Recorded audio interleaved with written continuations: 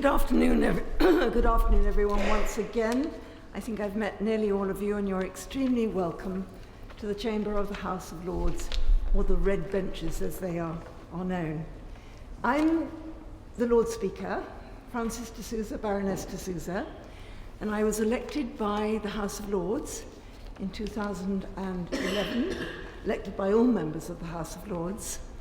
I'm politically neutral because I serve the whole House rather than any particular party. I chair the business of the House, and I preside over debates in the Chamber, much as I'm going to do today. The question that we're going to be talking about today, in a digital society, is politics. For politicians, or is everyone a decision maker, is an extremely important one, and one which is going to be increasingly important as technology advances. I think all of us recognize and acknowledge that. This year is also, as many of you will know, the 25th anniversary of the creation, the invention of the World Wide Website by Tim Berners-Lee, which ushered, as you will all know, ushered in the digital age. And many of you will remember that extraordinarily moving moment at the opening ceremony of the 2012 Olympic Games, when Tim Berners-Lee himself tweeted, "This is for everyone," which was then lit up around the stadium. The daily business in this chamber is politics. What we do here is politics. And politics may seem extremely remote to many of you. But don't forget that Parliament actually belongs to you. You're the voters, or you will be the voters, and you're the taxpayers, or you will be the taxpayers. You pay for Parliament. We are, therefore, to some extent, your servants, and you should be engaged in what we do. And this is one way of doing it. We hope by having events like this that we are engaging you and encouraging you to take more notice of what goes on in the House of Commons and in the House of Lords. We are today joined by participants from across the age range, and as I said, I think to many of you before, some of you before, that that is going to be very interesting for us to see what the outcome will be in terms of the votes. Let me now just run through the kind of sequence that we will have. I'm sure you've been briefed and briefed very well, but it does no harm to do it once again. First of all, could I introduce my colleague opposite me in the black gown and the wig, Christine Salmon-Percival, and her role here today is that of timekeeper. The clerks occupy an extremely important position in this House in that they have years and years and years of experience, and while the members, the peers, may not know what to do, the clerks always do know what to do. As you know, each of you will be called upon to speak, and you've been allocated a set time to make your point. When you are 15 seconds from reaching the end of your time slot, Christine will ring a bell. Want to try the bell? A bell is a bell. To remind you to bring your speech to a conclusion. She will ring the bell once more when you've reached the end of your time slot. And if you run over your allocated time, she'll probably not stop ringing the bell until you get the message. But will you please all aim to keep your contributions to time, and then when we have open floor debate, relatively concise as you can be, because we want everyone to be able to have a chance to engage in this debate. Now, the debate will start, therefore, with two speakers from each of the three different teams addressing the motion from the debate motion from a different perspective. Those perspectives, just to remind you once again, are: we should leave politics to our representatives, we should include more expert advice via online conference and or community consultation, or that most, if not all, local, national and international decisions should be made by UK citizens collectively by means of online voting. After the six key team speakers have finished, the debate will then be opened up to the floor, and I'll be calling on some people by name and others who may raise their hand if they want to make a contribution.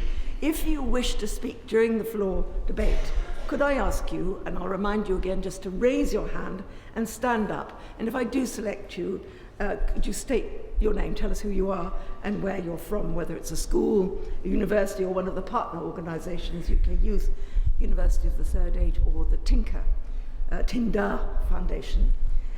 The others still standing will at this point sit down. So following the floor debate, we'll have the closing speeches from the key teams.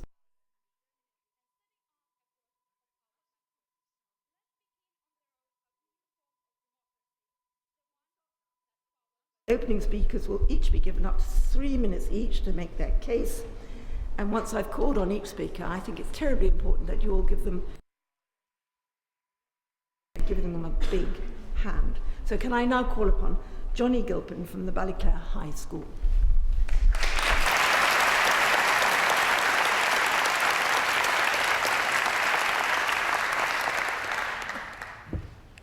Lord Speaker, fellow debaters, it was the American pioneer Louis L'Amour who said, "To make democracy work, we must be a nation of participants, not simply observers.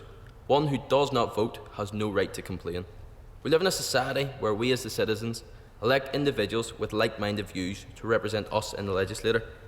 It would be simply idiotic to think that each and every person could represent themselves, but we have a vote, and that is sufficient.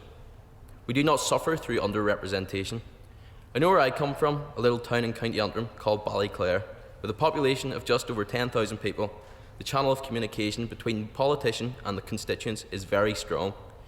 Each politician has one day a week, in our case a Friday, in which he or she performs constituency work. They deal with a myriad of concerns, ranging from issues with their GPs to problems with their heating. No matter where you go in the UK, whether it is from the extreme north to the deep south, if you insist on speaking like our colonial cousins, you are guaranteed to hear of someone complaining about politicians on a local, national or international level. Does this mean that they aren't performing? Quite the opposite. Of course they are.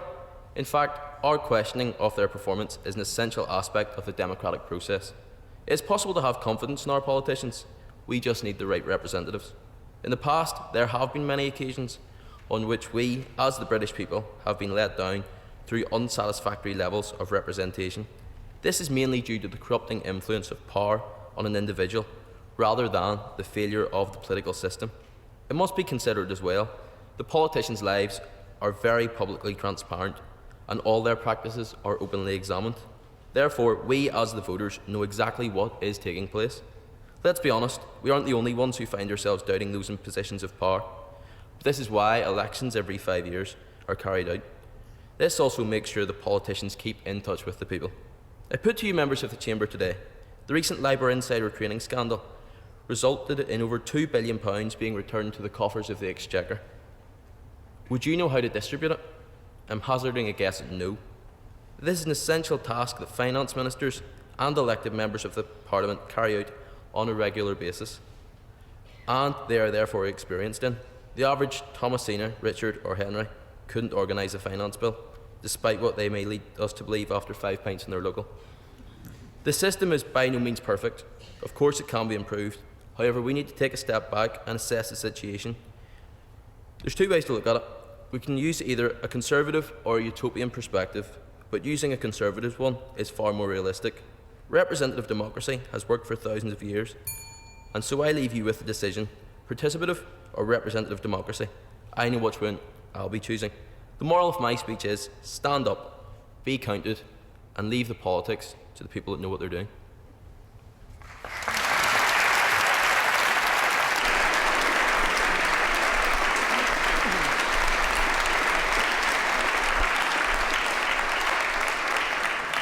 Thank you very much, Mr. Gilpin. Now can I call upon George Baker, who's going to argue for more expert advice.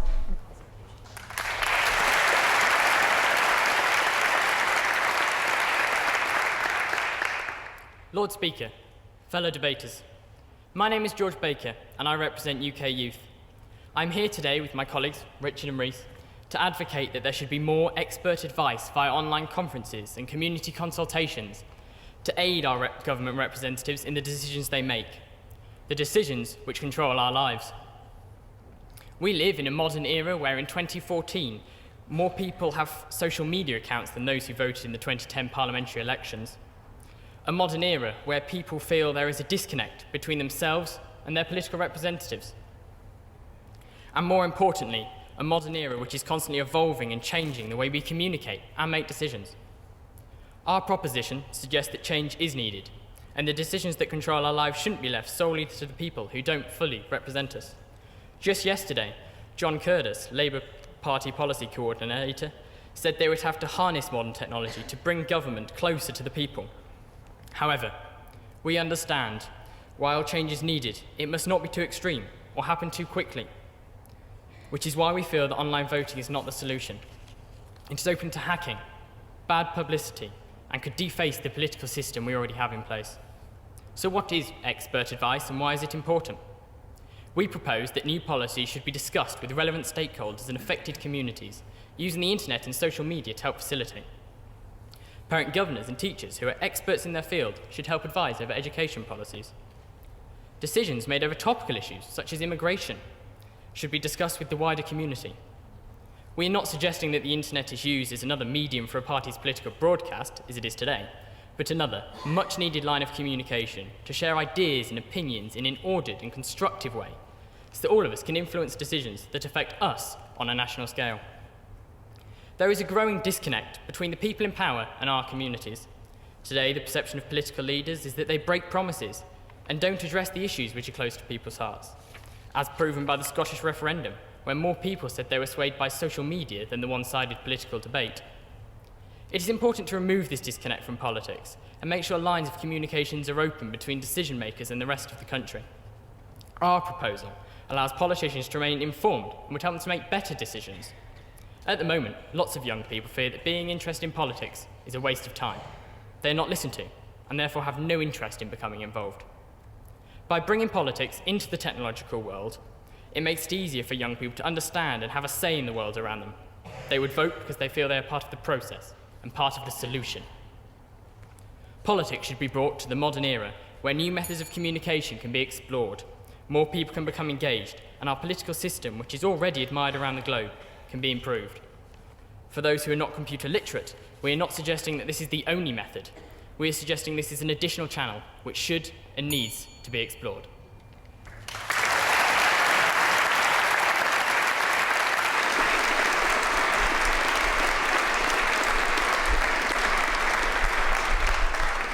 Thank you, Mr. Baker. And now to argue for even wider decision-making, and from the London College of Communication, Tanya Kropashela.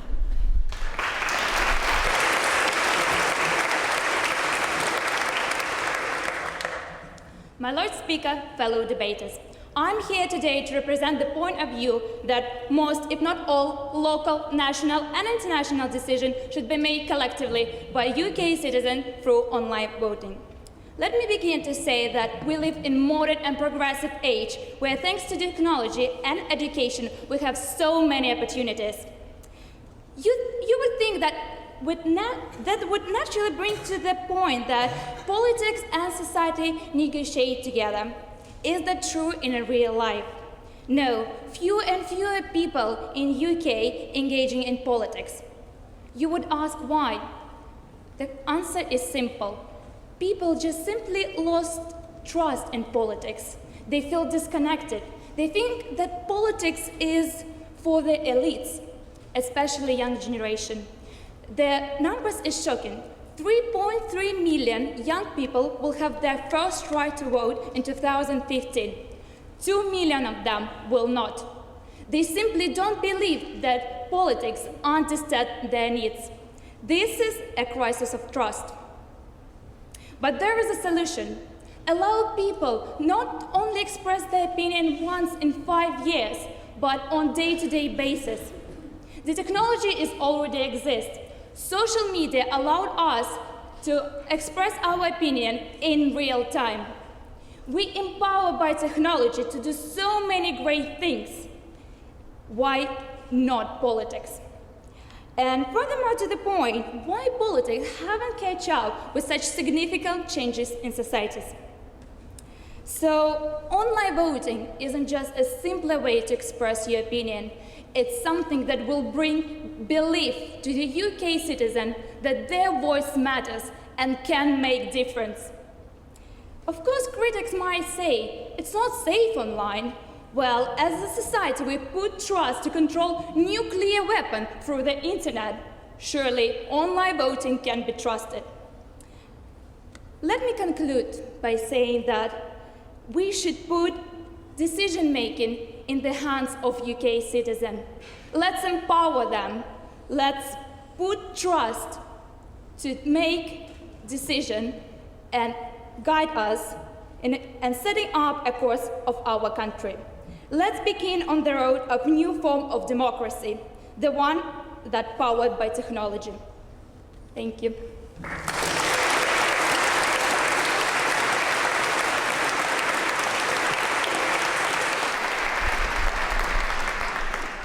Thank you very much, Ms. Kropacheva. Now, back again to leave politics to the politicians. We have from St. Dominic's Grammar School for Girls, Blenhead Kearney.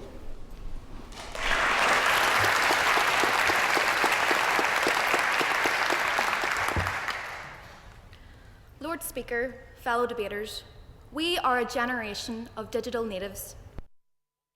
The internet is the new empire, then young people are the emperors. We are empowered by hashtags, likes, and retweets. Our parents and grandparents are welcome,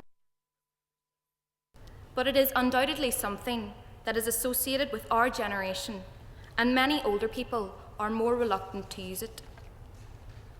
Generally, I have a positive view of the internet.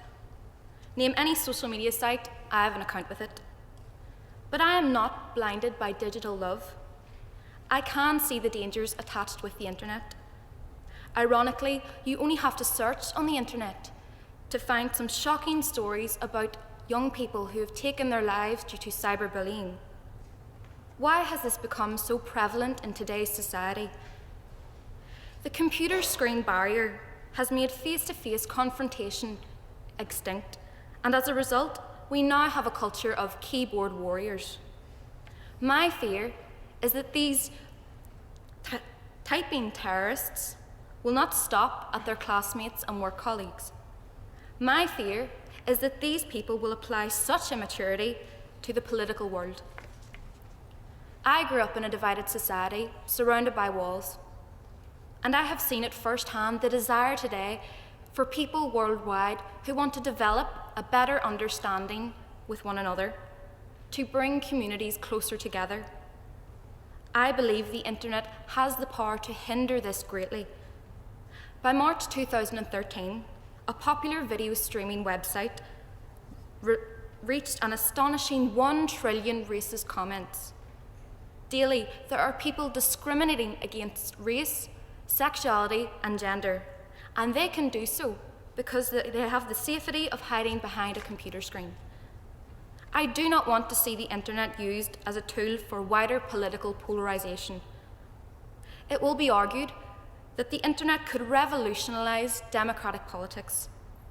The same was said in the 20th century about the radios and newspaper. That did not happen. They merely remained as political tools.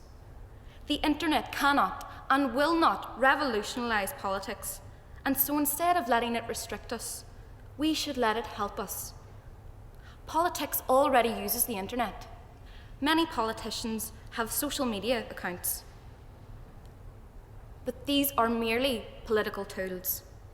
We shouldn't be restricted to the use of internet. Everything is suitable in moderation, and that applies to the internet. If the internet becomes the main vehicle for political life, we leave ourselves open to the dominance by organised minorities, forcing their opinions onto the agenda, poisoning the political body. I could not imagine a world where young people did not have the means to have their vote and their voice heard through opportunities like this. I want my voice to be heard, not read on a computer screen. So I'm going to vote for politicians who will represent me. Gura Milgat.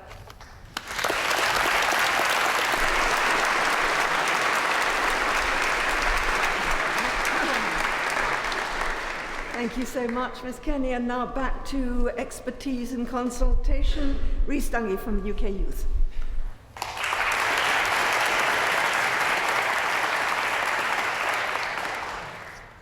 Lord Speaker, fellow debaters, My name is Rhys Dungy and I'm here to represent North Tyneside Youth Council and Children in Care Council. We are here today to talk about digital politics. Now, digital politics will help to engage people in a more interesting way, but we do have some worries about this. So I would like to talk to you today about two key points of digital politics. They are privacy and engaging people. Point one is privacy. So we know by using the internet, there are many different ways for people to hack into our accounts, websites, and find out our personal information. For example, the world's largest social media site gets hacked daily. In fact, 600,000 personal and business accounts are hacked daily on this website. So if this can happen to the world's largest social media site, and we were to bring politics onto the voting system online, what is it stopping someone from doing it there? The answer is nothing. It may take a while, but someone will find a way to hack into it, and this could lead to someone changing the votes. I must stress, we feel that the place for voting must stay on paper and not online. We need to think carefully about protecting our democracy from people who wish to hijack it. Next, I would like to talk about engaging people. If we do come online with voting and other political matters, then it would engage more people, as talking to other young people, they say that they would be more likely to talk to MPs and vote if they could do it from the comfort of their own home. Having online forums would also make it easier for people to get in touch with their MPs. For people who can't easily write, they can quickly type a message and get a quick response. What we aren't saying, though, is to bring these into practice and to dismiss what we already have.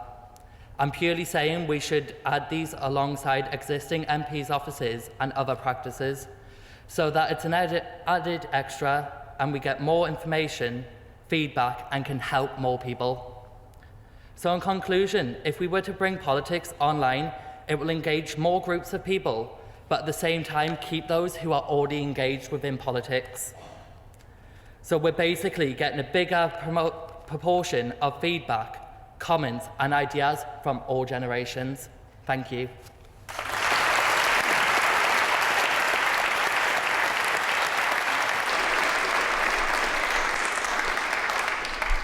Thank you, Mr. Dungy. And now from UK Youth to argue for votes to the people, Francis Wayne.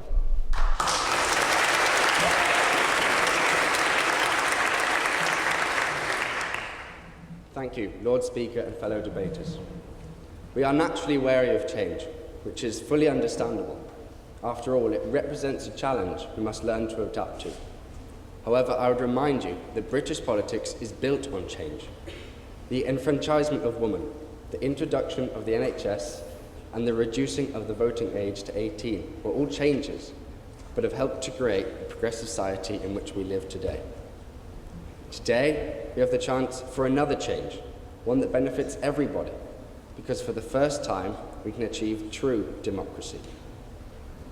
Currently, we have a representative democracy, which supposedly puts us on the moral high ground to dictatorships. But I agree with the words by a French philosopher who said, "The British are only free on election day." All the power of a British citizen has been reduced to one little cross on a piece of paper once every 5 years. And with first past the post, this often counts to nothing. With this box-ticking act, we surrender all our power to someone who is what? Better representing us than us. I'm sure many of you subscribe to the old "don't fix it if it ain't broke" mentality, but this system has shown its age. We've had the expensive scandal, we've had power be more important than policy, and we've had the growth in extremists who prey on a disenfranchised public. The solution is not a representative democracy, but simply a democracy. No more tactical voting to get the lesser of two evils. No more middlemen who don't stand up for your beliefs. And no more feeling out of touch with politics and politicians. There is now a way of allowing people to make the decisions which govern them through the internet. the biggest communication network the world has ever seen. It would be foolish and unjust not to use it. Now, the opposition argue that the people will make wild and dangerous decisions, that we will bring back hanging and force minorities out of their rights. But the way forward is not oppressing these opinions underground. The way forward is through education. And we can achieve this with an active role in politics. We can get a more knowledgeable and developed society. And yes, we will have the rule of the mob. But ladies and gentlemen, all of us here are the mob. We will have rule of the people. The internet has brought the chance for something incredible. A change which will allow the majority to finally make the decisions, which is, by definition, democracy.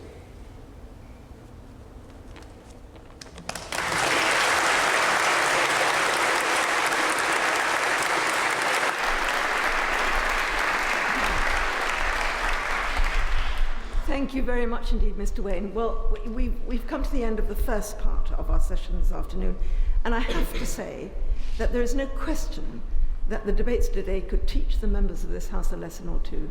I mean, you have managed to pack in so much information, but also such persuasive argument in a really short amount of time. So well done, everyone. I'm extremely impressed. So we're now going to go to the floor. I'm going to call upon one or two people, but others, you know that if you want to speak, put your hand up, and when you stand up, say who you are and where you're from, and remember to keep your views, your expressed views, really, really short. So can I start off with Heidi Warwick from UK Youth, please?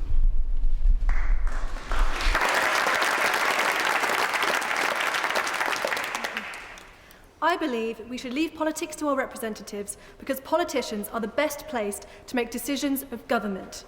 These are people whose full-time occupation is to know and appreciate the factors involved when making decisions of policy and will apply detailed research into every possible outcome to prepare for the impact it may have on all areas of society. With the internet, we hold the potential to send and receive information through the simple click of a button.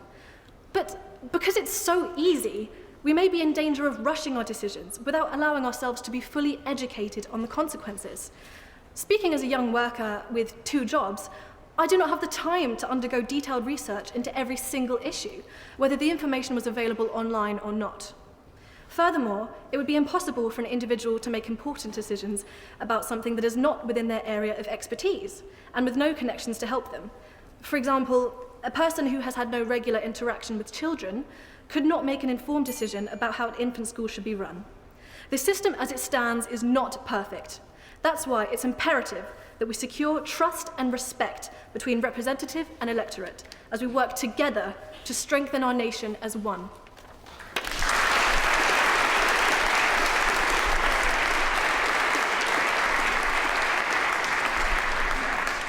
Right, a question from the floor.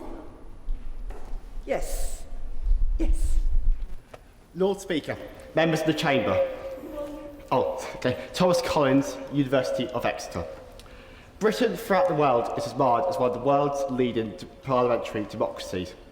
Is it surely not time to embrace this and use the use of e-petitions, referendums and forums in order to express this and move into the 21st century and set an example to the rest of the world from Britain of how to do democracy? Thank you very much.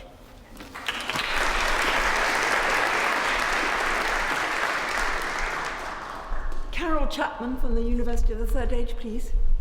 I believe that we should extend consultation and expert advice, but we should not go down the road of putting everything online. Participation is certainly the lifeblood of a representative democracy. We are told very often that people are apathetic, they won't vote. What we need to do is make participation extensive through consultation and dialogue. That is the way that we can use digital technology. The other place has a Speakers' Commission which points us in the direction already that we can extend participation consultation, representation, scrutiny of government by using the internet. Let us go that way. Let us embrace emails, blogs, podcasts, webcasts, any of these technologies, but use them to perfect representative democracy, not to destroy it.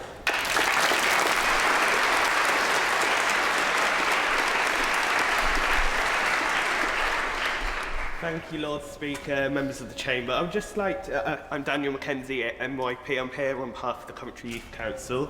I just want to raise the point, before we talk about digitalising democracy, that a lot of young people and a lot of adults too are disengaged with democracy. There is not enough awareness out there for young people and the wider population to understand. So what I suggest that we look at is starting some kind of democracy education at primary school level, so young people understand, and especially children understand, the importance of politics and how politics affects young people's lives in the slightest and unnoticeable ways. Thank you.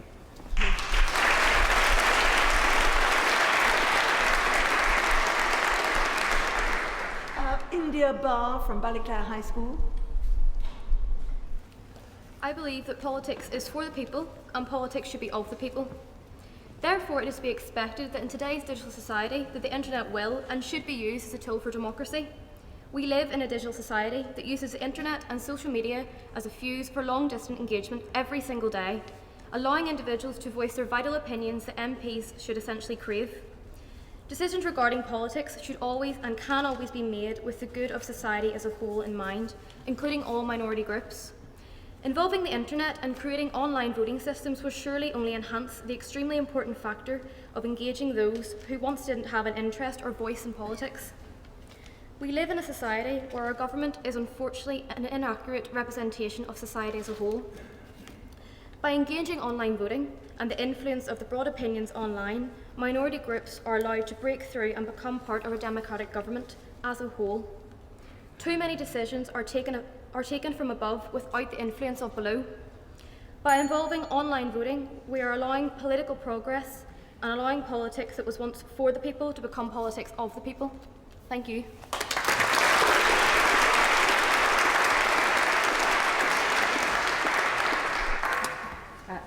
Thank you.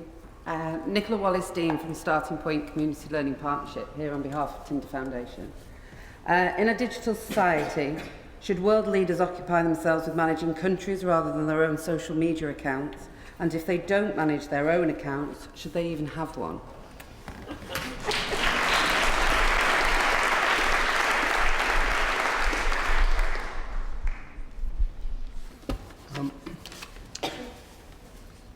Lord Speaker, fellow debaters, Les Sutton from U3A, White Cliffs. I support the first motion, where the MP is my representative. The MPs are paid for their time and experience, whereas I have insufficient time and or experience to understand the proposed legislation. I do find the influence of business, and especially lobbyists, excessive. Nevertheless, I still consider that the MP, as my representative, the best system. Self-interest in people and businesses is much stronger than in 1945. The MP can take a wider interest into account, and hence, again, I support the MP as my representative system. Nevertheless, again, I do think more information on the legislation should be available on social media. Thank you.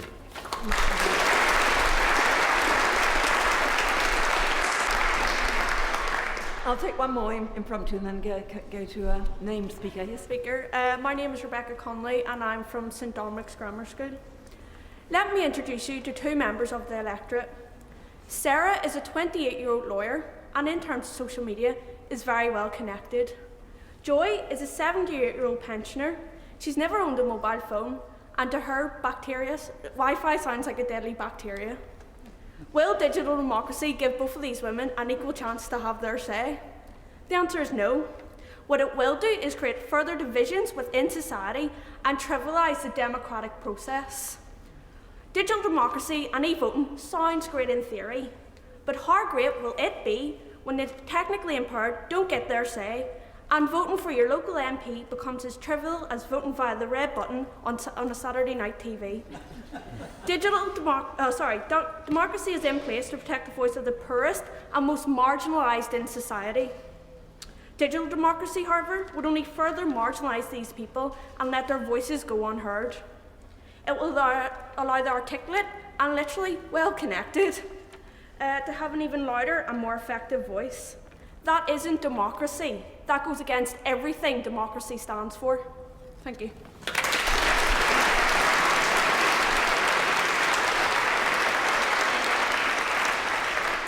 Can I call on Darrell Hall, UK Youth?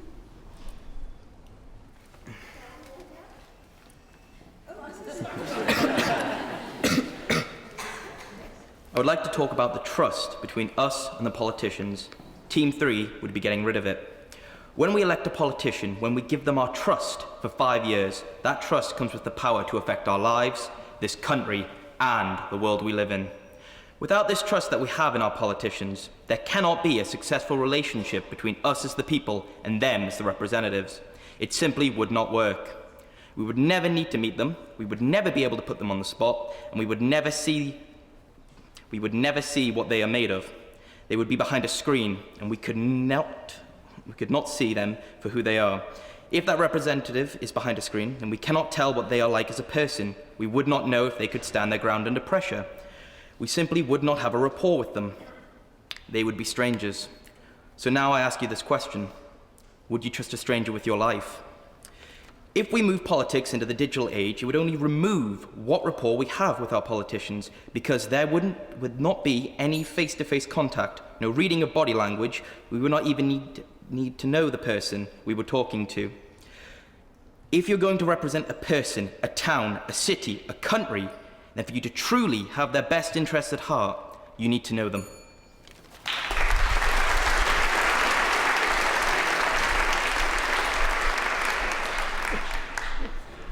Thank you, Lord Speaker. My name is Rachel Fitzpatrick and I'm coming from Sacred Heart Grammar School in Newry in Northern Ireland. Social media is important for people in this modern age to stay in the loop, especially the younger generation. However, the average age of an MP is 50 and the median age of the Lords is 60. In a political age where middle-aged men are the most represented group, how can we expect politics to become internet-based? Before this can happen, we need to have a representative political system where women, young people, ethnic minorities and people in comprehensive education are adequately represented in Parliament in comparison to the people of this country. And we are no longer spoken for by an elitist, upper middle class, white male group. Thank you.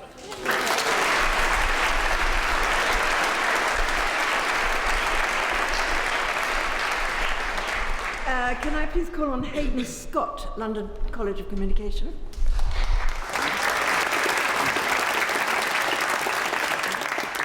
The internet has provided politicians with the tools to directly engage their constituents, helping them to help us shape our own country.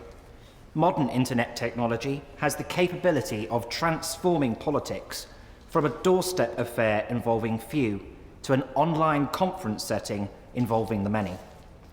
For too long, Westminster has allowed the citizens of the UK, our people, to feel forgotten and abandoned by their representatives. It is time for MPs to take the power of the Commons and the power of the Lords out of Parliament and into every person's home. Politicians should take the power of government to the people and involve their constituents, not just on their doorsteps and not just through their parties, but in a direct dialogue to shape our nation. Social media and the conversation that happens there, such as the ever-unpopular welfare reform targeting those most in need, will take place with or without Westminster. but MPs, as our representatives, are duty-bound by those that voted for them to be a part of that conversation and to listen to the collective voice of our citizens.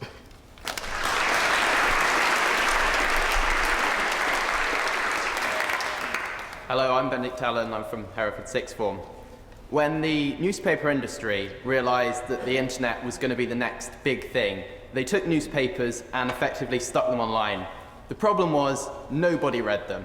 Likewise, if we do that with politics, take our current political system of voting and everything that comes with it and stick it online, no one will care. It's important and indeed imperative that if we take politics to the online world, we look at how young people and people who use the internet consume media, consume information, and tailor the political system and the online political world to that. Otherwise, there will be no success, and politics will stay as distant from these people as some argue it is now.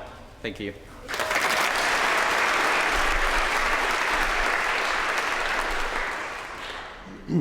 Thank you, Lord Speaker. My name is Guy Janaway from the University of Exeter. My stance on this argument is that we should meet halfway. We are moving into the 21st century, the digital century. Estonia, for instance, has already implemented the use of online voting in elections. Shouldn't the UK be following this trend, like the EU allies, moving into the digital age? Yes, there are risks like hacking, but there are solutions to this. I'm not suggesting a revolution in our voting system, but an evolution. Thank you.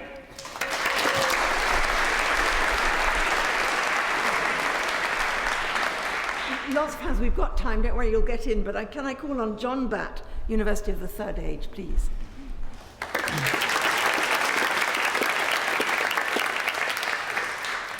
The best campaigns take us on a journey. On the issue of online voting, the campaign train has already left the station. To argue for the status quo of online conferences takes no account of today's digitally developing world. It's like crossing the Atlantic on a steamship while planes are passing overhead. The advent of digital communication has seen a rapid and fundamental change in our dialogues, discussions, and collective debates, which is the basis of our democracy. In the 19th century, men in this chamber did not believe women should have the vote. Are we at that point in our history where we're blinkered views and our fear will oppress the future of what we're going to be saying? We know that the collective voting on online issues, there are many important issues to be resolved. But the very nature of the World Wide Web means that these will be resolved by government, companies, but mainly by individuals.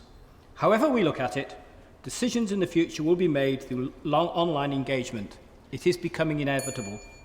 How the digital citizen of this global society will develop into collective decision makers is the debate.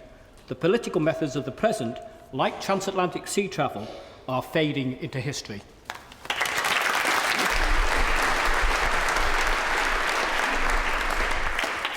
Hannah Rogers, Bethlehem Modern School. I argue that online voting is ultimately a good thing, given that the smallest amount of voting was from the younger demographic at 44%. That being less than half, surely we, as a nation that strives for a democratic government, should be trying to increase political participation in any way that we can. This may be the way forward in drawing in the younger demographic into the world of politics, if the issues matter. Again, you may argue that online voting isn't accessible for the older demographic. However, don't you think it should become more accessible?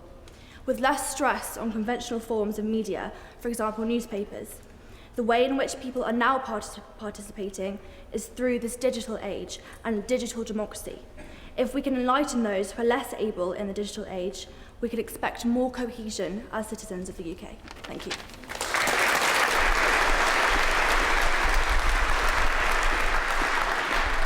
Sophie Greener from UK Youth, please.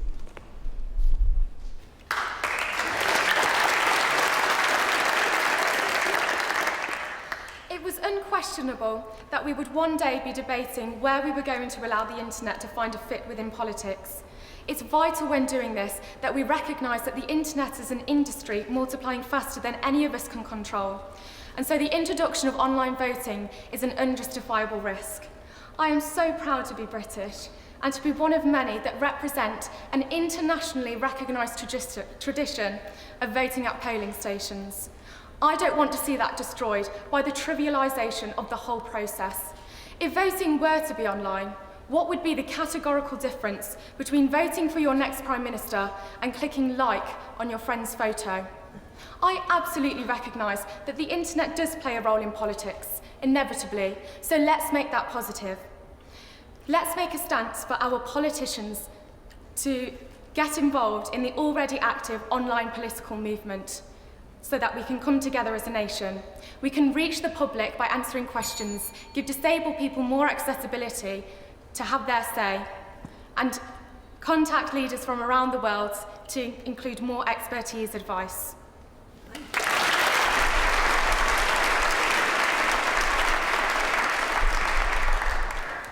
I'm Kavita Sharma, NYP, representing UK Youth. I'm arguing that we should have an expansion of digital democracy alongside our representatives. There's this idea that, young people are not participating in politics because political participation within parties has reduced. But this is wrong, completely wrong. Young people are interested in politics through online mediums, joining pressure groups online, to debating issues, joining e-petitions. There's so many ways people are involved in politics. There's this e-petition where if you get a certain number of signatures, members of Parliament debate it inside Parliament. So what if we had more mediums like this that will actually force representatives to actually listen to people by looking at these mediums? The internet is growing, it's expanding, and we need to embrace that. We need to put that into our society today because it is a part of our society. Also, digital mediums are really good mediums to introduce to the older generation. There's an argument that they cannot use it or they are not so good at it. But why are we not going out there and helping them to use it? Because there's some people who can't actually go to the polling station. So why don't we bring democracy to them in their homes? Thank you.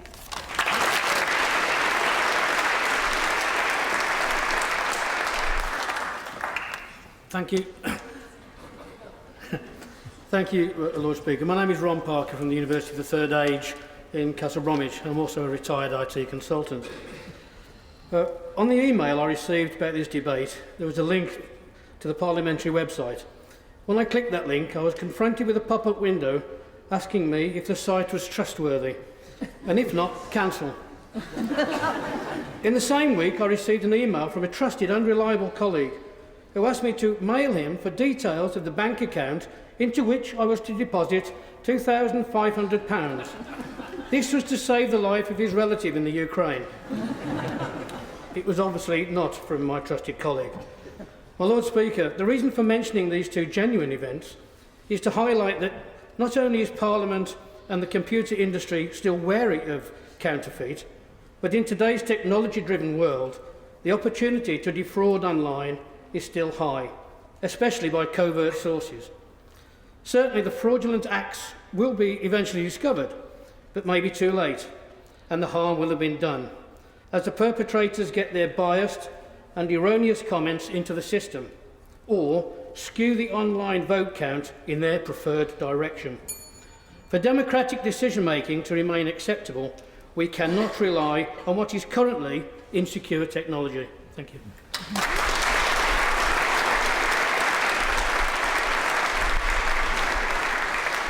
Sarah Kane from Sacred Heart Grammar School, please.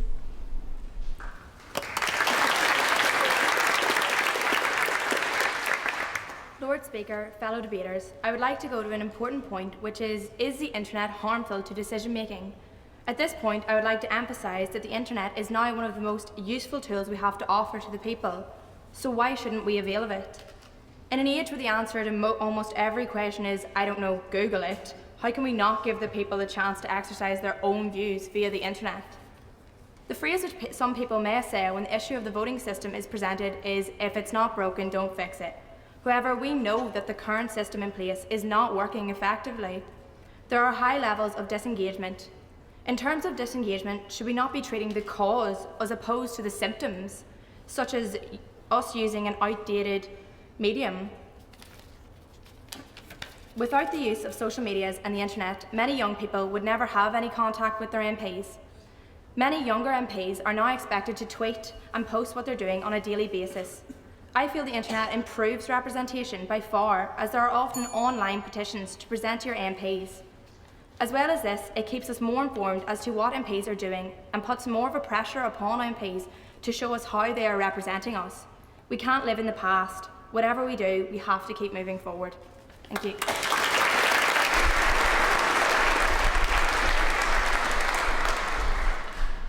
Thank you very much, Lord Speaker.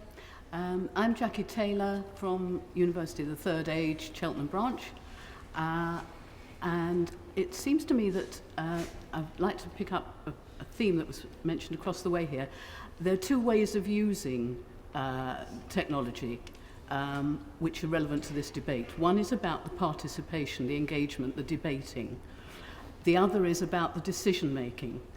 And speaking personally, I'm very happy with the first. Let's have those debates wherever we possibly can, and including digital methods. But in decision-making, political decision-making of the order that's conducted in this place and the other place, I think should be with the politicians. There's an issue here about responsibility for those decisions. It's all too easy to press a button if you're voting for Strictly. It's not really very significant. But if we go to taking a referendum on every political issue, the people are actually not in a position to be responsible for those decisions. The politicians are the people who are responsible and accountable for important political decisions.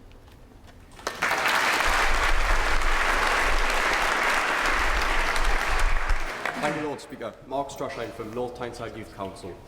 People here today seem to be saying that by using the internet, more young people can be involved in politics. However, how is it the case that through 11 years of schooling, politics is not taught in the classroom? If young people really want to be more involved in the voting process, they need to be taught about it in the curriculum in school. Then we can truly know how to cast our vote and leave politics to the politicians. Thank you.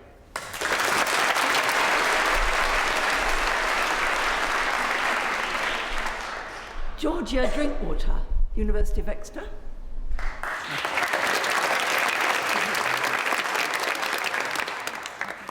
We believe in the protection of the individual. For this protection, there needs to be a structured balance of ideas.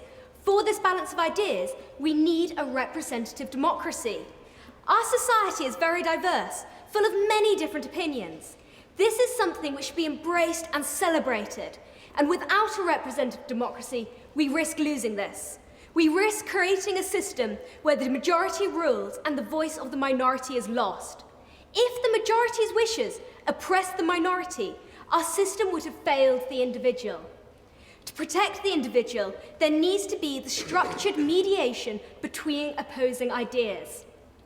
The individual online is only accountable to themselves. They do not need to take into account the rest of society. In contrast, our representatives have a responsibility for all of our society, the majorities as well as the minorities. They accumulate the views of the people, then implement them in such a way as to protect the individual. Therefore, through a representative democracy, we create a system which balances the needs of the majority and the minorities. We create a system which protects the individual, and we wish to protect the individual.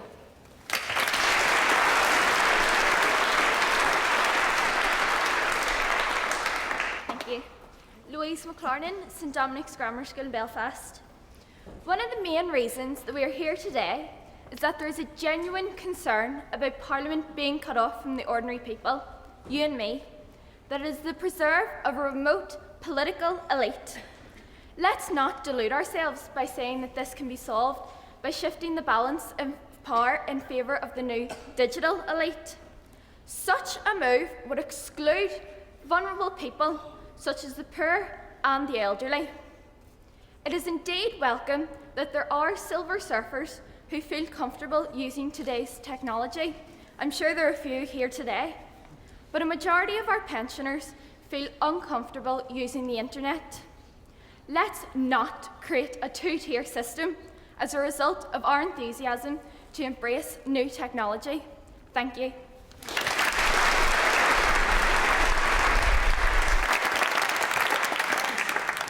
Thank you, Lord Speaker. Wasim Ali from UK Youth.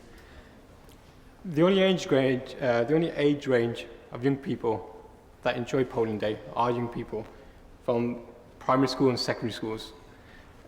The British people should feel proud on polling day. It's a day that we get to change the government and who are our rulers in the house next door. We should feel proud that on that day we have the power to change the course of how, for the next 5 years, the government will govern our country.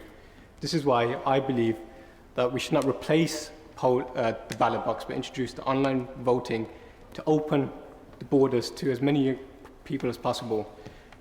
Young people that are at work, disabled people, or at homes, give them the chance to vote. Instead of going to the polling box, which many people struggle to do, I saw last year on polling day, we need to open it up to more young people and to older people to give them a chance to have their voice truly heard. Thank you.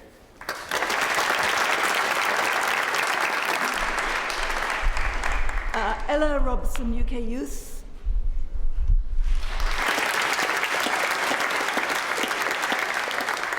I just want to start off by saying the internet isn't expanding. The amount of people that are using the internet is expanding. The amount of websites that are starting to come up on the internet, they're made by people.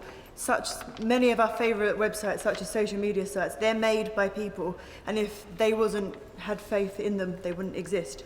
But I just want to also say there's vast evidence of political discussion existing on social media platforms. In 2009, only 7% of online discussions were about UK politics. In the last week alone, only three of the main UK trending topics have been Parliament-based, such as why I'm not voting UKIP.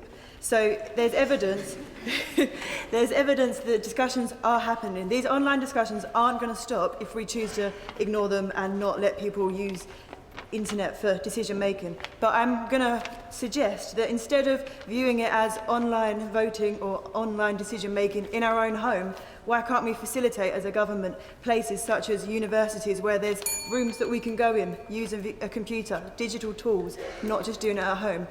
Identity crisis, things such as vote selling, that already exists in an offline world, and it's always going to be something that's controversial.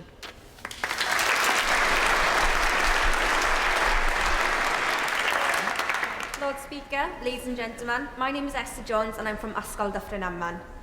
As we have seen today, the internet does allow for MPs and many other political advisors to spread out their message, their campaigns, their manifesto promises. I'm not saying that should be prohibited, it should be encouraged. However, decision making and voting online is not an advisable idea, because from my experience, I have seen that many of the younger generation, which is 13 to 15-year-olds, use the internet more than, say, 20-year-olds do. So therefore, by allowing such a radical decision to be made, wouldn't it have a chain effect on other decisions, such as we'd have to lower the voting age in order to get equality and stability? Thank you.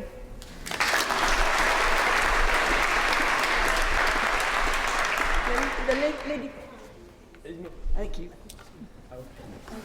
I've had a vote now for 62 years.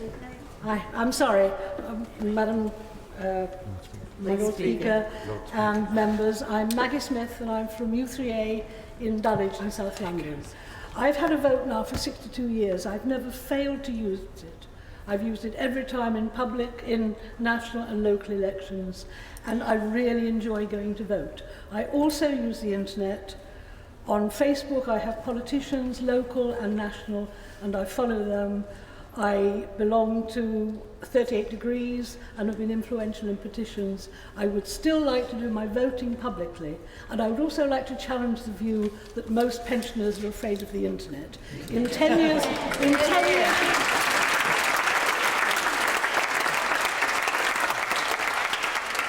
5 years' time, I'm told that 50% of the population will be over 50. So be wary of this, you young people.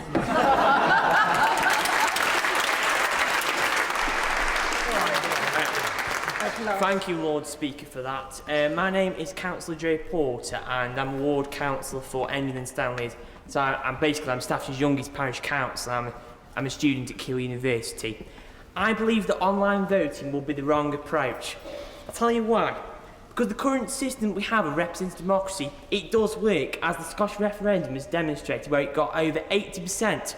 But it's all about what the actual voting is about. So it depends on what people are voting for. So if it's issue-based politics, we tend to get higher turnouts these days, whereas if it's other types of voting, we tend to get lower turnouts. But talking from a local perspective, because not many people have so far, within like parish councils and local authorities, some of you might be aware, but Eric Pickles has just introduced a new right to report, which basically means that local councils, when they have their meetings, like the media and like press people and members of the public are allowed to tweet about the meetings, and they're allowed to video it and take photos and stuff like that, and it means that more of it's going to go online, and I think that needs to happen a lot more.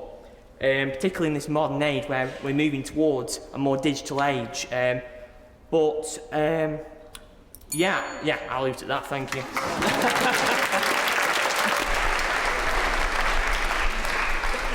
Howard Phillips, University of the Third Age.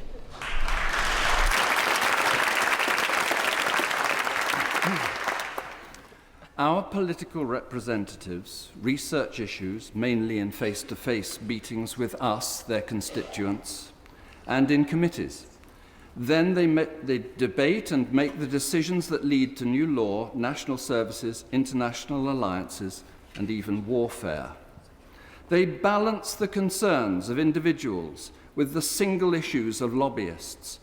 Their debates and decisions are televised, minuted in Hansard, and available on websites, so their work is visible and accountable. This evolves continually, ensuring carefully considered legislation.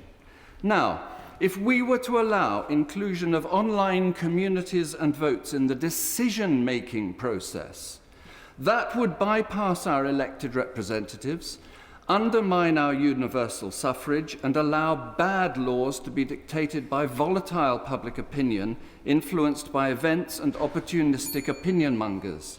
Instead, we consider universal suffrage in a representative democracy to be as sacred as a secular issue can be, so that we can hold our representatives responsible for the wisest, not the most populist decisions.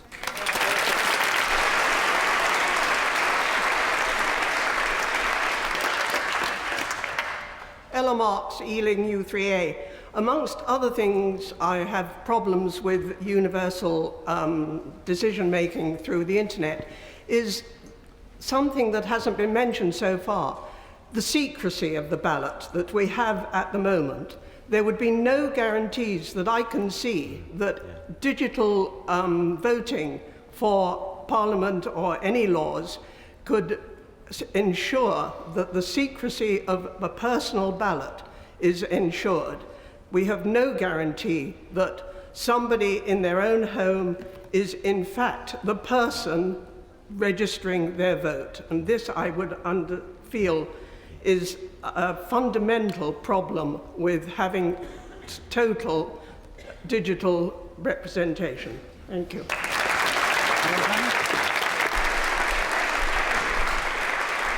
Natalia Rocenzio.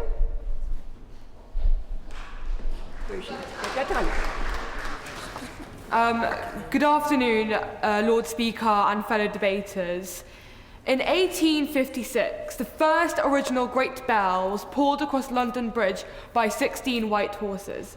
But imagine a time where there is no need to travel for affairs, a time where we can talk to one another instantly across the globe, a time where experts can share opinions with a tap of a screen.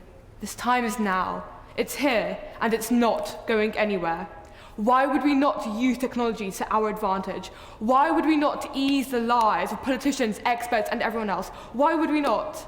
These questions are only to be asked to those who believe in setback and do not believe in the future of humanity.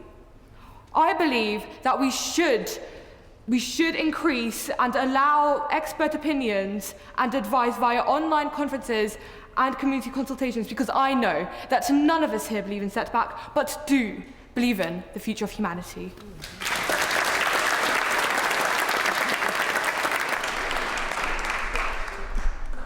Thank you, Lord Speaker.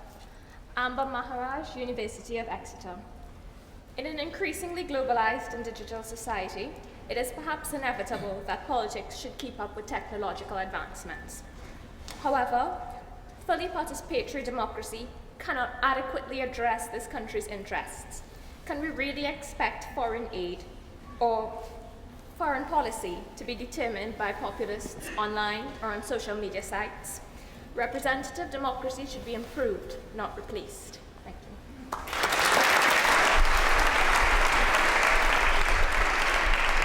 Can I call on Mehvash Ahmed, please, UK Youth?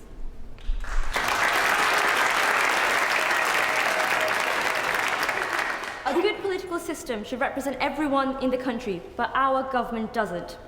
In 2010, only 44% of young people voted compared to 70% of over 70s, and research shows that 18 to 24-year-olds are least likely to vote. So the question we must ask is, why is this political system failing to engage young people? Let me tell you why. One reason is because it's not flexible enough. Whilst TV panel debates are on, many young people actively share their voice through social media, and more are tuning in to engage in these live social media chats organised by charities and campaigns. Surely it would be unwise to ignore the potential of this digital participation.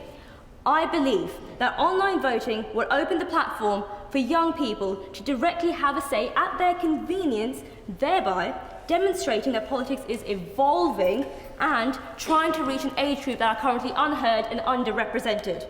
So rather than asking young people to turn to the ballot, why not let's take the ballot to them through online voting? Thank you.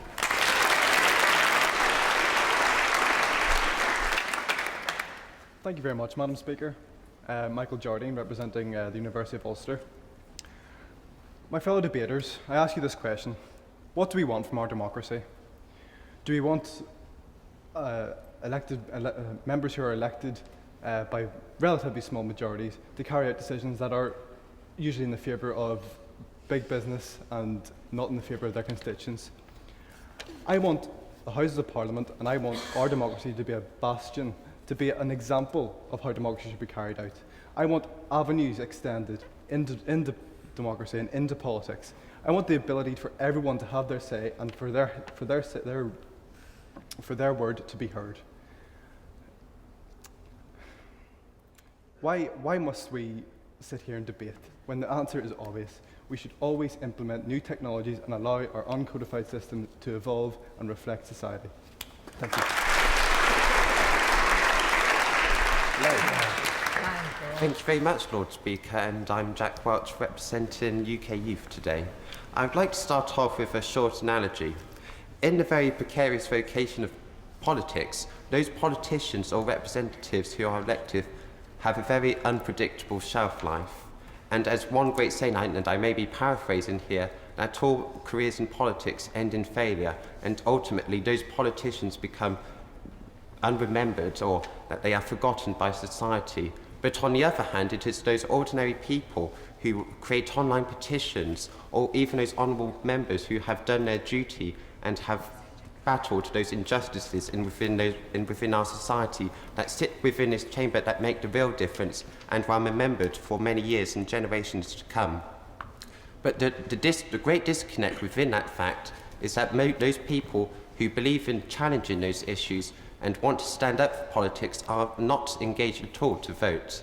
And with regards to those young people, I refer to that young member who reported that only 44% of 18 to 25-year-olds voted in the 2010 general election. Do we want this to dissipate in 2015 to 30 or even 20%? We must challenge this now and to prevent a great social catastrophe in years to come.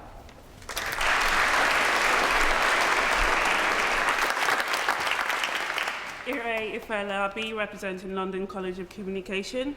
The leaders of tomorrow, a common phrase I'm sure we've all heard. When is the right time, ladies and gentlemen? We need to understand the influence the digital society has on us at this time. Surely if by ignoring this fact, we're hindering the leaders of tomorrow. People assume that young people are not involved in politics, as we can see by the amount of young people here. We are involved in politics and we do want to make a change. As we noticed, we got an invite by letter, and we also got an email telling us about this event. By working hand in hand, we can already see that this is something that can work out. So if we can use the digital society as well as the old-fashioned, we can definitely make a change for the future.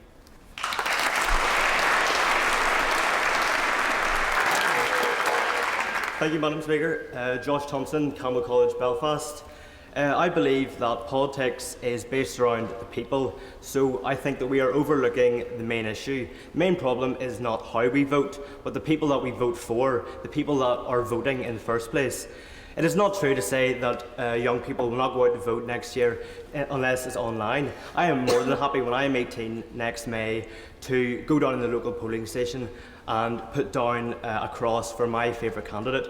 But the problem is, I don't believe that young people know who their favourite candidates are, because it's clear that there should be a rejuvenation of modern politics. There should be a new generation of charismatic, passionate MPs that are willing to represent the people for the people.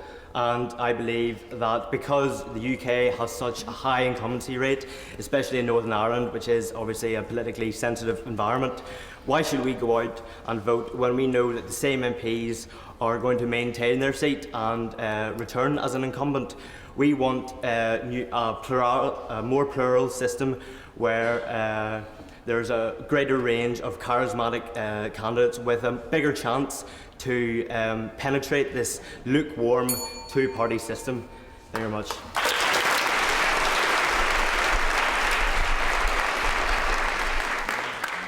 Jessel Shater, University of Warwick. I'd like to thank the Honourable Speaker for allowing me to partake in this debate.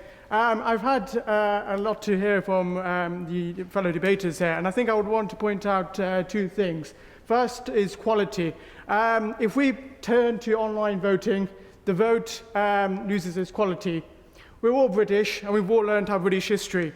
And we know that many people have died just to go to the ballot box and vote through the ballot box. If we turn to online voting, those deaths will go in vain.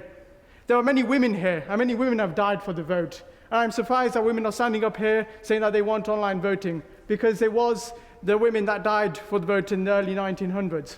And then the second point is tradition. This country has rejected the fact that we turn away from first past the post, a very traditional voting system. And I'm sure if we put it to them, the people would also reject online voting, because we like our tradition. I like the fact that when I turned 18, I went down to my local polling station, which at that time was the University of Warwick, put a cross in the ballot box, put a cross on the polling paper into the ballot box. And I want future generations to do that. I want my kids to do that. And I'm sure everybody else here would like their kids to do that. And I'm sure everyone wants to follow in their footsteps of their ancestors who's also done that. So I fully reject the idea that online voting should happen. We should remember quality and we should remember tradition. Thank you, Lord Speaker.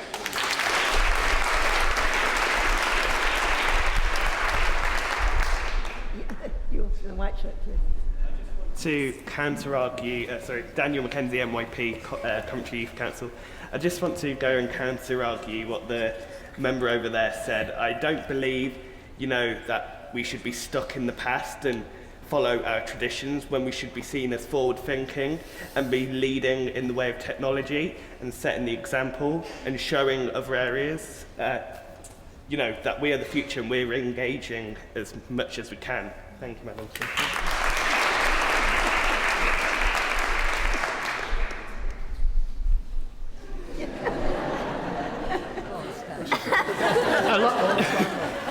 Mark Ellison from University of Sunderland and UKU.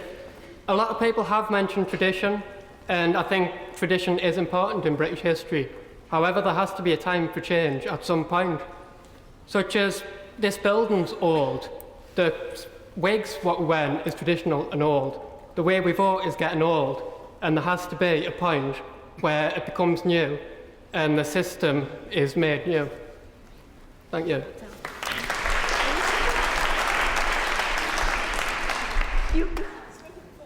No. No, so sorry, please. Thank you, Lord Speaker.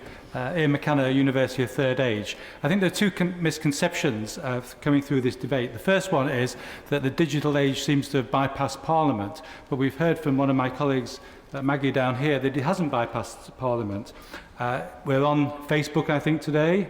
MPs have blogs, and there are online petitions where the public can make their voice heard. The second misconception is that there seems to be a correlation that you will have a higher percentage of people voting if you have online voting as opposed to the ballot box. But this has been proved wrong by the Scottish referendum, where the issues were clear, the people were captivated, and over 80% of the people walked to the ballot box.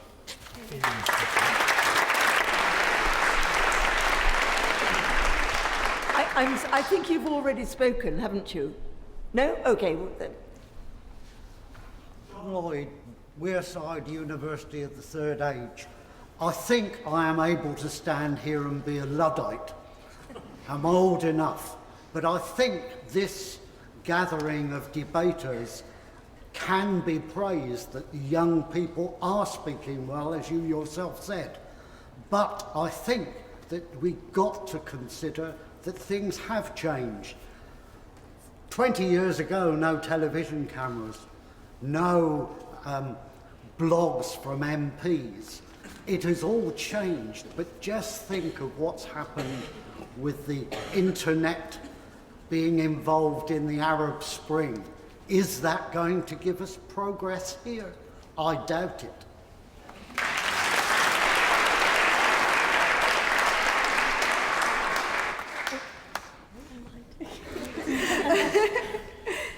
Samantha Deneen, St Dominic's Grammar School, Belfast.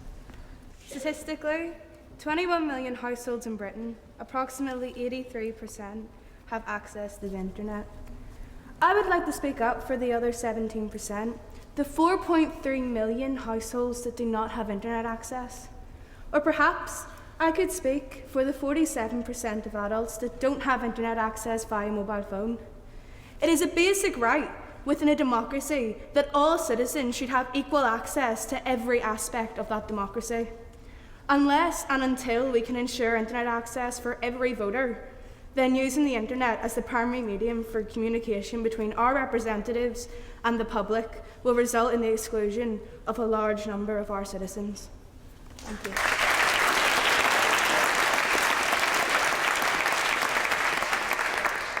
Time for two more. I'm going to take lady there. Yes, please. Madam Speaker, Patricia Goodin, University of the Third Age, Bexleyheath. My main concern of internet voting is what happens if this magical cloud doesn't work on the day and half the people can't do it? What do we do then? To me, it's just ludicrous. You go down to the ballot box, you cast your vote, and we know it can be done. Thank you.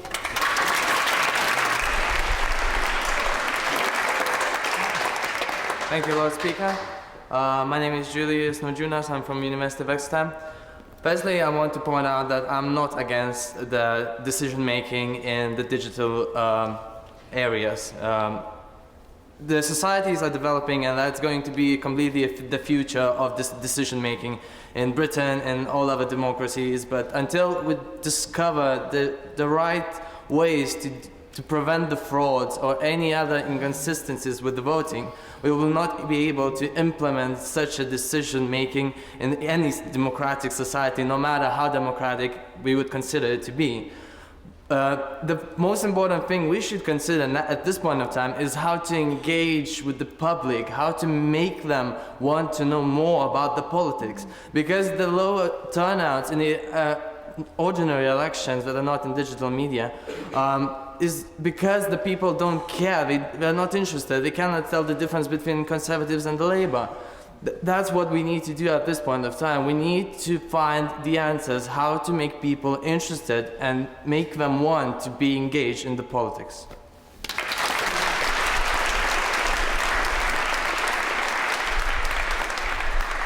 I'm so sorry. I know we could go on for another 5 hours, probably. So we've come to the end of the second part. of our debate this afternoon. And I have to tell you that I really am rather grateful that I am not going to be voting, because the persuasiveness and the fluency and the elegance of your contributions make all three proposals extremely attractive. So you're going to have a difficult job to decide where you lie and where you vote. So now we're going to have the summary speeches, which are 3 minutes each maximum. And so can I call on Joy Montgomery from the University of the Third Age?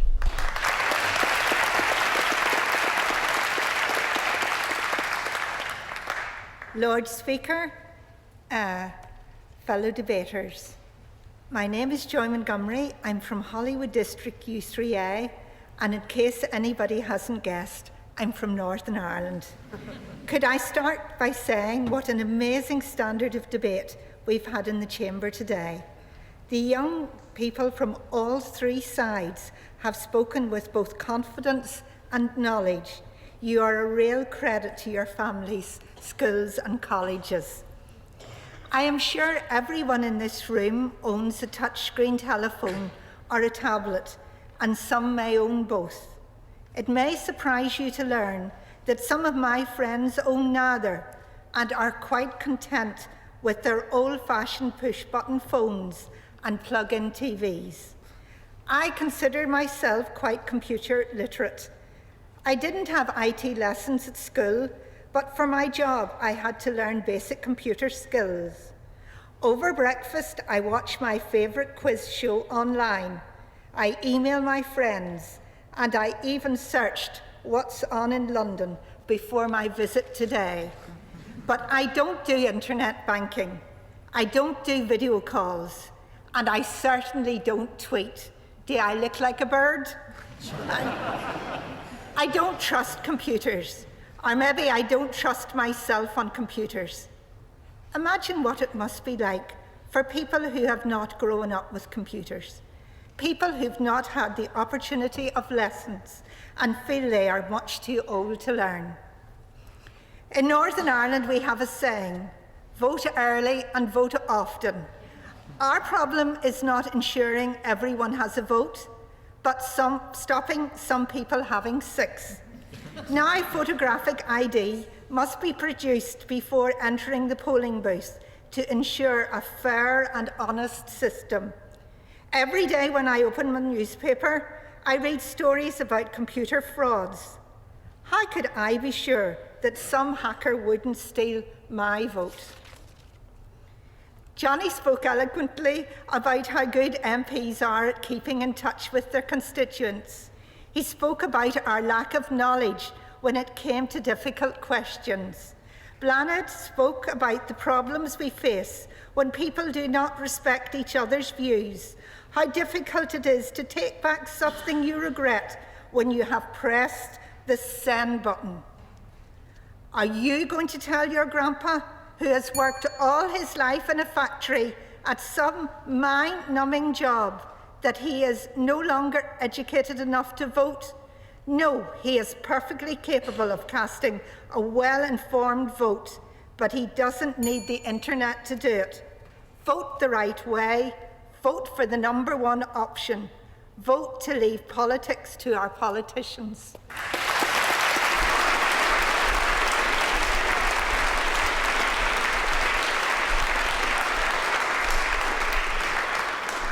Richard Johnston, University of the Third Age.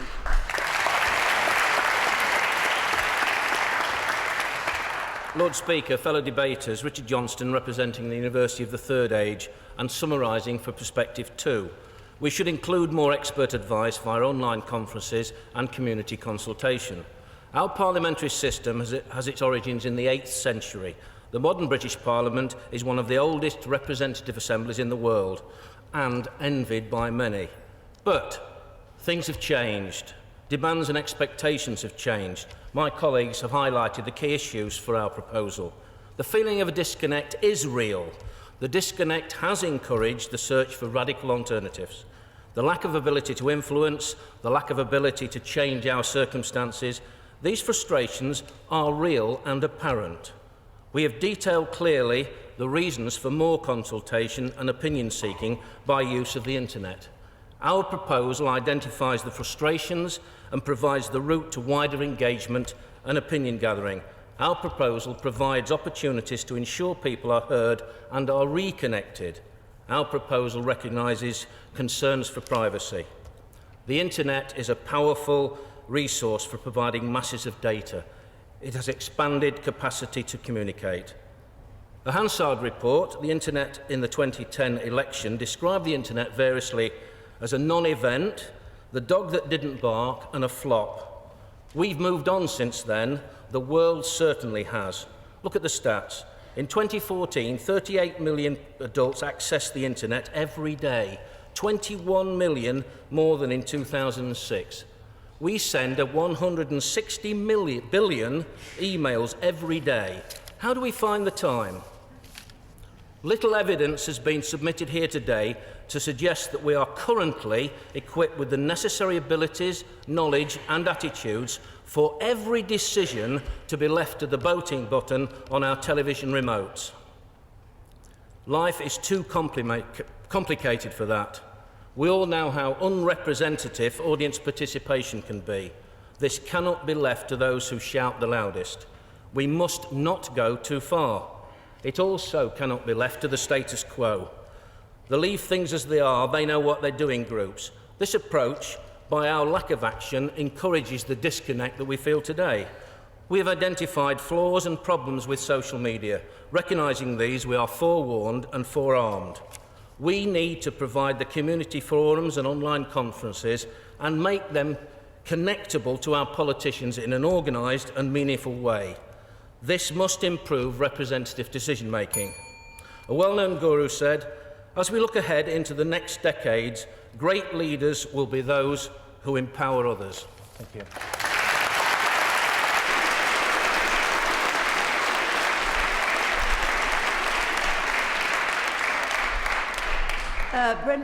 Brenda Morton, U3A. Yeah.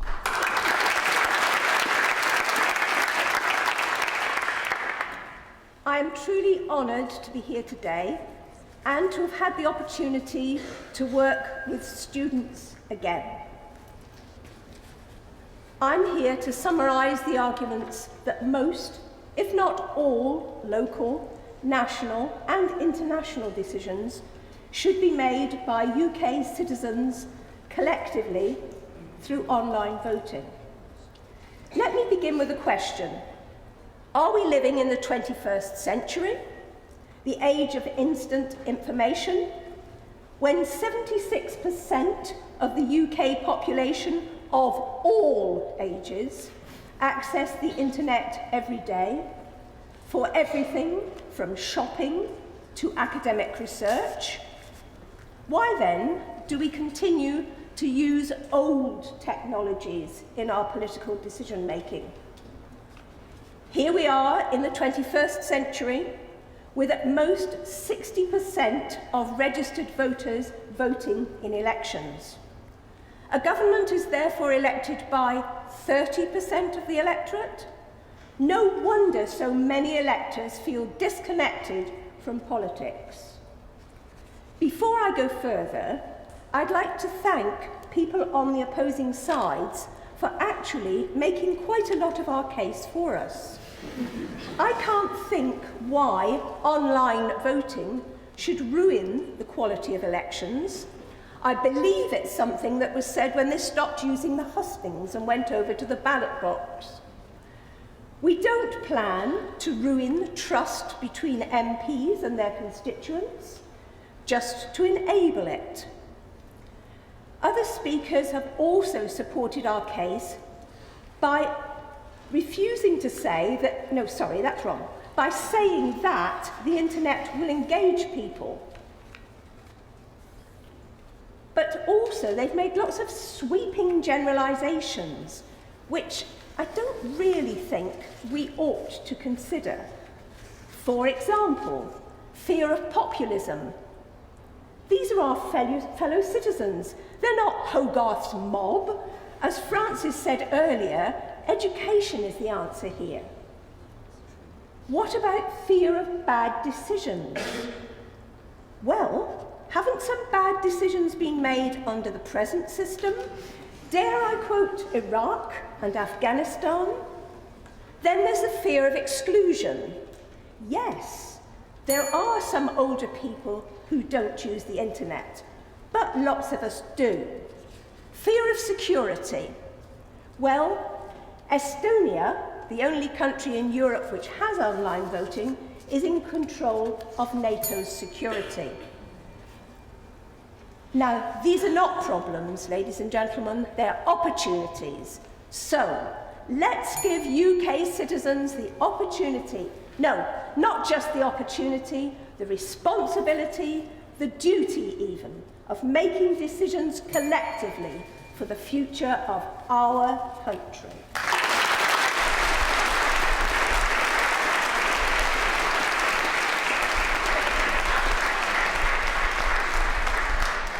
Right, we now approach the moment of truth. Thank you very much to all our summers up. It's been a really wonderful debate. And I'm sad it's sort of drawn to a close, but we now must put our lives on the line, as it were. There will be 3 votes, obviously, and you can only vote once. All right?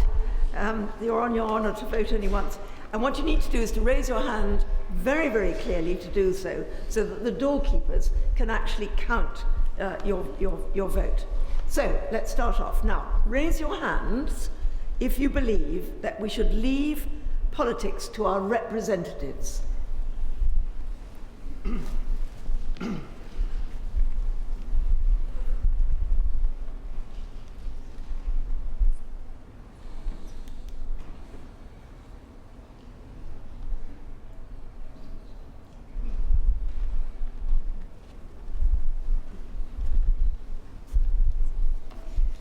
Right, you can put your hands down. Secondly, raise your hands if you think that we should include more expert advice via online conferences and/or community consultation.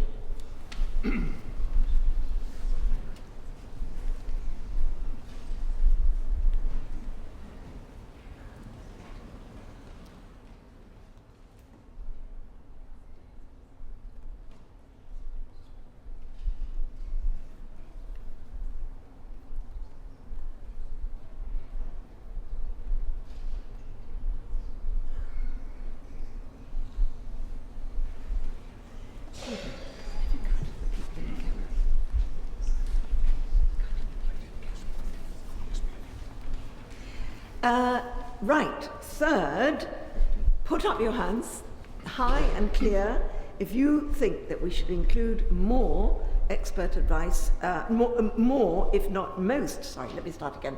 Put up your hands if you think that most if not all local, national and international decisions should be made by UK citizens collectively through online voting.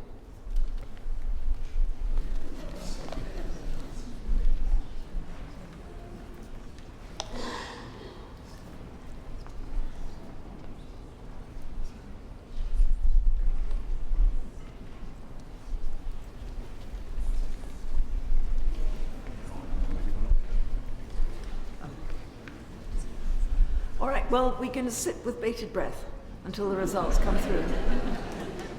I think some of you might be able to have a fair idea.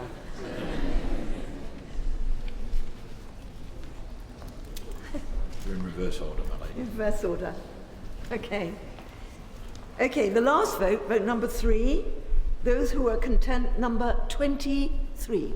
23 of you think that we should open it to everyone, the political decision making. Vote number 2, which is that we should have more expert consultation. The number who voted content for that are 112. And vote number 1, those of you who think it's status quo, that we should leave politics to the politicians, those who voted content were 57. So,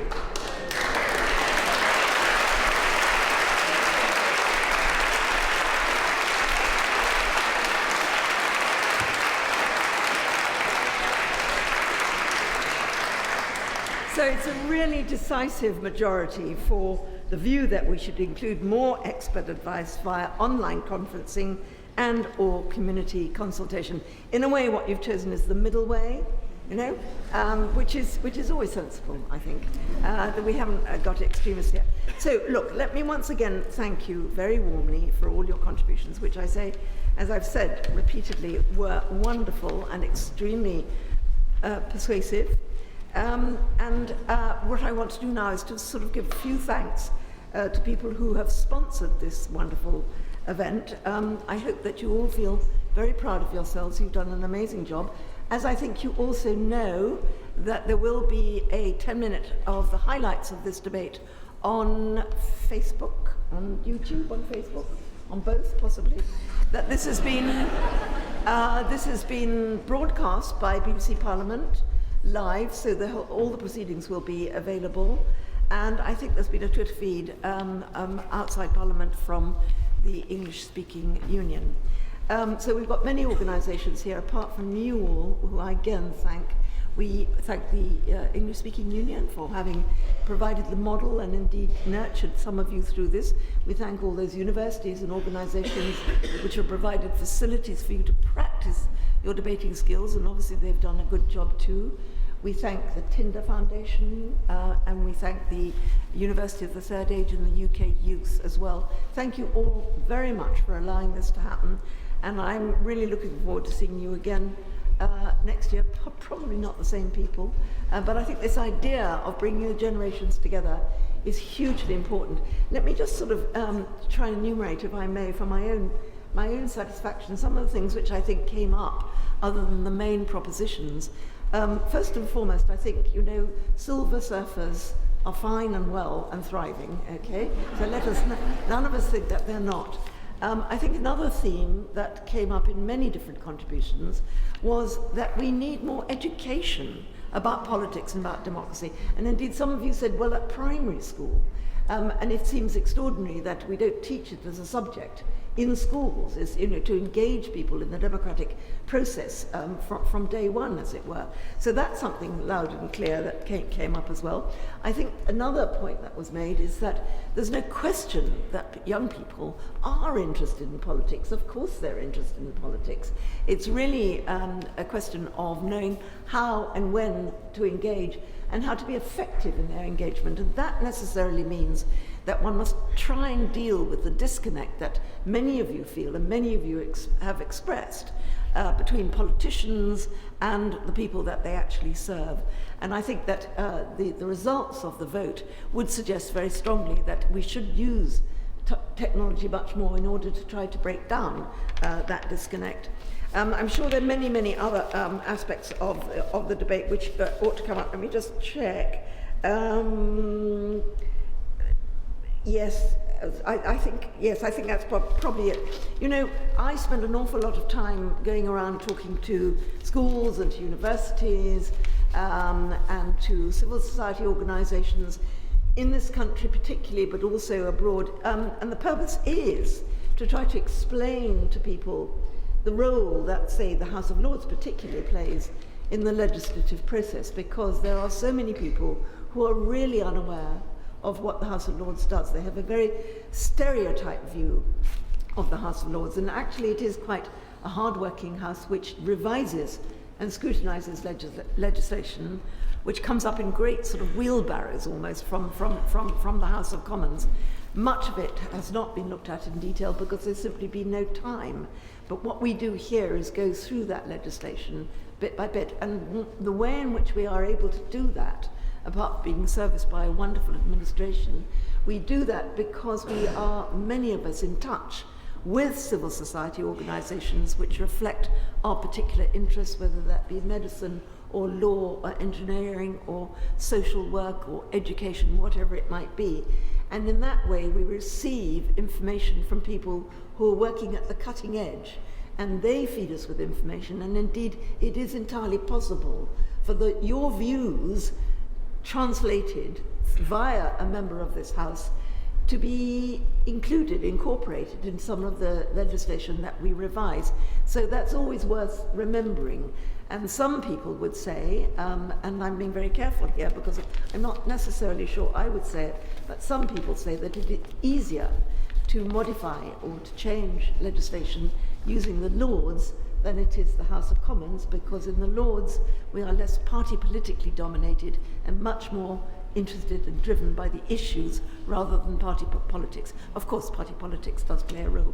So there you have it. Now, what I need to do is to thank you again for the 5th time maybe, to wish you all a very safe journey home, an extremely happy, fruitful and nourishing Christmas, and thank you again for coming, and go in peace.